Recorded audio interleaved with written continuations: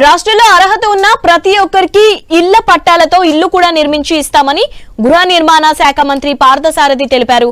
కళ్యాణదుర్గం మండలం చాపిరి గ్రామంతో పాటు మున్సిపాలిటీ పరిధిలో జరిగిన తొలి అడుగు సుపరిపాలన కార్యక్రమంలో స్థానిక ఎమ్మెల్యే సురేంద్రబాబుతో పాటు మంత్రి పాల్గొన్నారు.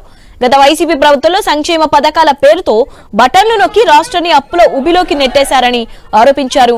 నేడు అప్పుల నుంచి బయటపడేందుకు సీఎం చంద్రబాబు, మంత్రి లోకేష్ అనేక దేశాలు తిరిగి పెట్టుబడులు తీసుకొస్తున్నారని తెలిపారు.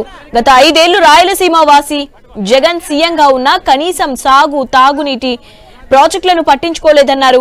గత ప్రభుత్వం చేసిన నిర్లక్ష్యంతో బీటీపీ ప్రాజెక్టు ఆలస్యమవుతోందని, ఎమ్మెల్యే సురేంద్రబాబు తన సొంత నిధులతో బీటీపీ కాలువ పనులు చేస్తున్నారని తెలిపారు.